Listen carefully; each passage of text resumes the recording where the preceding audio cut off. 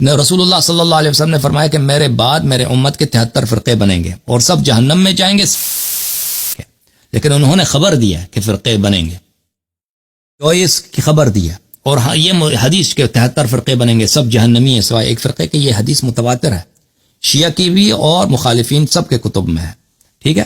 تو اس کا ایک منٹ میں آپ کی آواز جی کیا فرما رہا ہے؟ یعنی گروہ، اس میں کیا فرق ہے؟ کیا ایک فرقہ ہوتا ہے اور ایک گروہ ہوتا ہے یا جماعت؟ گروہ جو فارسی کا لفظ ہے، کوئی فرق نہیں، گروہ فارسی کا لفظ ہے، فرقہ عربی کا لفظ ہے، ہاں کوئی فرق نہیں ہے، گروہ فرقہ، آپ گروہ کہہ دو فرقہ کہہ دو، فرق نہیں پڑتا۔ اچھا، تو رسول اللہ صلی اللہ علیہ وسلم نے فرمایا کہ یہ 73 گروہ ہو جائیں گے، ان میں ایک گروہ جنت کا ہے، باقی جہنم کا ہے۔ تو رسول پاک صلی اللہ علیہ وسلم نے ہمیں بتا دیا ہے اس کا کہ فرقے آئیں گے اور یہ سب جہنمی ہوں گے، ان میں ایک فرقہ جنتی ہے۔ تو ہمیں سوچنا چاہیے کہ ہم اتنی محنت تو کر رہے ہیں، نمازیں پڑھ رہے ہیں، روزے رمضان میں روزے رکھتے ہیں نا، حج پہ بھی جاتے ہیں، دین کی تو اتباع کرتے ہیں، سوچنا چاہیے کیا ہم کس فرقے سے تعلق رکھتے ہیں؟ کیا ہمارا فرقہ وہی فرقہ ہے جو جس کی نجات ہو گئی، یا وہ فرقہ ہے جو 72 والے ہیں جو جہنمی ہوں گے؟ کیونکہ صرف مسلمان ہونا کافی نہیں ہے، کیونکہ اب مسلمانوں کی اکثریت جہنم میں جائے گی، 72 فرقے جہنمی ہوں گے، ایک فرقہ جنتی ہے۔ بالکل بالکل۔ تو ہمیں سوچنا چاہیے ہر مسلمان، ہر عاقل شخص کو، اگر دین کی اتباع کرنی ہے نا تو دین کے اتباع میں زحمت ہے، نمازیں پڑھنے ہیں بھائی، روزے رکھنے ہیں، حج پہ جانا ہے، حلال حرام کا خیال رکھنا ہے۔ تو اگر اس محنت کے باوجود ہم جہنمی بنیں گے تو بہتر یہی ہے کہ بھائی کہ اتنے زحمت نہ کریں، کیونکہ اگر جہنمی جانا تو ہمیں سوچنا یہ ہے کہ بھائی ہم کس فرقے سے تعلق رکھتے ہیں۔ تو رسول اللہ صلی اللہ علیہ وسلم کی متواتر حدیث ہے میرے عزیز کہ میں تمہارے درمیان چھوڑ کے جا رہا ہوں اس کو کہ اگر اس کی تم اتباع کرو گے کبھی گمراہ نہ ہو جاؤ گے، قرآن اور اہل بیت علیہم السلام، جی جی، قرآن اور عترت طاہرہ۔ تو 72 فرقوں میں سے وہ واحد فرقہ جو قرآن اور اہل بیت علیہ السلام کی اتباع کرتے ہیں وہ شیعہ ہیں۔ صحابہ نے اہل بیت علیہ السلام کی اتباع نہیں کیا، صحابہ نے زیادہ سے زیادہ کہتے ہیں صحابہ زیادہ سے زیادہ ان کی عزت کی کیا بات ہے کہ انہوں نے اہل بیت علیہ السلام کی عزت کیا، لیکن اتباع نہیں کیا صحابہ نے۔ تو اس کا مطلب ہے کہ صحابہ بھی فرقہ ناجیہ میں سے نہیں ہے، مگر وہ صحابہ جو شیعت ہے جنہوں نے اتباع کیا، پیروی کیا۔ تو میرے عزیز، میرے بھائی، ہاں فرقوں کی کہانی یہ ہے جی۔ تو یہ پھر ایک علیحدہ ان کو نام کیوں دے دیے گئے؟ ایک بریلوی، دوسرا دیوبندی، پھر حیاتی، ماتی، اہل تشیع، غلطی ہو گئی نا، اثناعشری، یہ سب کیا ہے؟ غلطی ہو گئی، پر اب فرقے جب غلطی سے بنے تو نام بھی دیا نا۔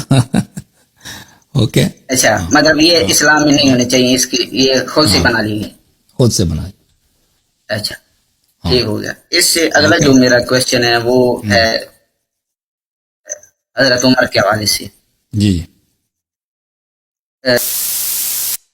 اہل تشیع کی کتابوں میں بھی آتا ہے، معتبر کتابیں جو ہیں، اور اہل سنت کی کتابوں میں بھی ہے کہ حضرت ام کلثوم کا نکاح ہوا ہے حضرت عمر سے۔ اس کے بارے میں آپ کیا کہنا چاہیں گے؟ کیا حقیقت ہے اس کی؟ تو میں آپ کی خدمت میں عرض کروں کہ اس کا جواب دو طرح سے دیتا ہوں میں، اوکے؟ آپ مجھے اجازت دیں میں جواب دوں آپ کو۔ پہلی بات یہ ہے کہ اگر آپ میرے یوٹیوب چینل پہ جائیں، وہاں پہ سرچ کریں، میں آپ کو دکھا دیتا ہوں ام کلثوم کی شادی سلام اللہ علیہ، تو اس کے متعلق میرا وہاں پہ بیان ہے۔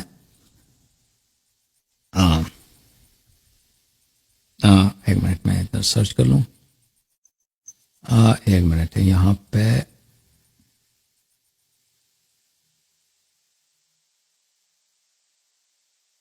یہ میرا چینل ہے، معاف کیجیے ابھی آئے گا، میں واپس آؤں گا آپ کی طرف۔ یہ میرا چینل ہے، یہاں پہ آپ جائیے میرے عزیزو، یہاں پہ لکھتے ہیں ام کلثوم، اردو میں لکھتے ہیں ام کلثوم، نہیں آیا اردو میں، چلے انگلش میں لکھتے ہیں۔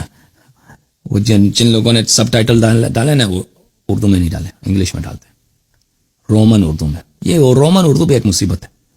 اچھا، یہ ام کلثوم، ڈیڈ عمر میری ام کلثوم بنت علی۔ اگر آپ اس کو دیکھ لینا اس کلپ میں کافی معلومات ملیں گے آپ کو۔ تو یہ ایک جواب ہے میرا۔ تو دوسرا جواب میرا جو آئے گا آپ میں، جی اب یہ ایک جواب ہے۔ دوسرا جواب میں آپ کو دیتا ہوں کہ یہ جو آپ کے علماء جو کہتے ہیں کہ شیعہ کتب میں موجود ہے کہ ام کلثوم سلام اللہ علیہا کی شادی ہو گئی عمر سے، تو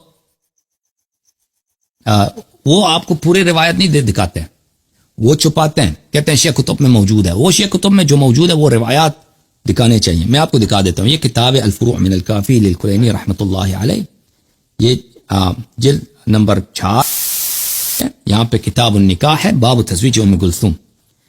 تزویج ام کلثوم کی باب کے احادیث ملاحظہ فرمائیں. پہلی جو حدیث ہے حضرت امام جعفر صادق علیہ الصلوۃ والسلام سے فی تزویج ام کلثوم قال ان ذلك فرج غصبنا، یہ ایک ایسی فرج ہے جس پہ لوگوں نے ناجائز قبضہ کیا تھا، یعنی یہ زبردستی کی شادی تھی. غصبنا، ہم سے یہ زبردستی، یہ بیٹی ہماری چھینی گئی تھی ہم سے. اچھا، دوسری حدیث میں یہ ہے نبی امام جعفر صادق علیہ السلام سے لما خطب الیہ، جب عمر نے خواستگاری کیا، رشتہ مانگا، فقال له امیر المؤمنین علیہ السلام انها صبیہ، امیر المؤمنین علیہ السلام نے عمر سے کہا کہ وہ بچی ہے، اس کی کم عمر ہے. تو فلقی العباس، تو وہ عباس کے پاس چلا گیا. ما لی ابی باس، اس نے عباس سے کہہ دیا کہ عباس ابن عبد المطلب سے کہ کیا ہوا ہے، مجھے رشتہ نہیں دے رہا، آپ کا بھتیجا مجھے رشتہ نہیں دے رہا، مجھ میں کوئی عیب ہے؟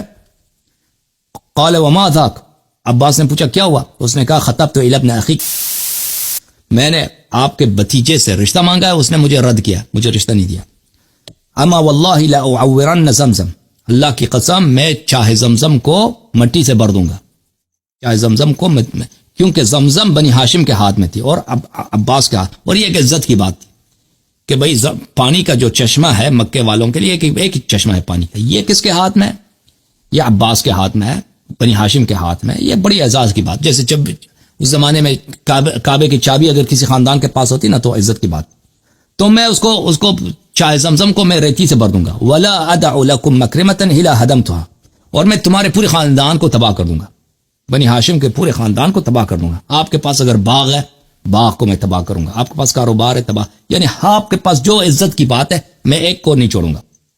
ولا اقیمن علیہ شاہدین بانه سرق، اور میں 2 شاہد لاؤں گا علی علیہ، ولا اقطعن یمینہ، اور میں اس کے ہاتھ کاٹوں گا. میں شاہد لاؤں گا، میں شاہد لانا میرے لیے کون سی مشکل ہے، کہہ دیں گے 2 آدمی میں ہم نے دیکھا اس نے چوری کی، پھر اس کا میں ہاتھ بھی کاٹوں گا.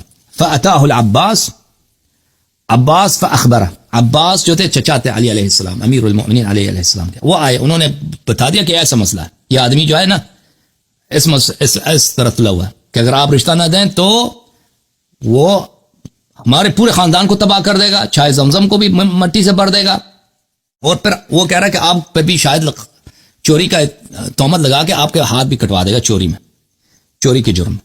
وسألہ ان یجعل الامر الیہ فجعلہ الیہ، تو عباس نے کہا کہ یہ شادی کا معاملہ مجھ پہ چھوڑ دو، بیٹی کا اختیار مجھے دے دو، میں کچھ کر لیتا ہوں. تو پھر امیر المومنین علیہ السلام نے اختیار کس کو دے دی؟ عباس کو دے دی، عباس کے ہاتھ میں.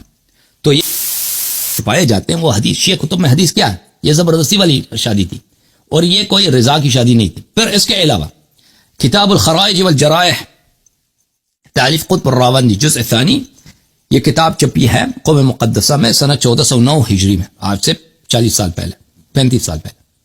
یہاں پر حدیث نمبر 39 ہے، صفحہ نمبر 825 ہے.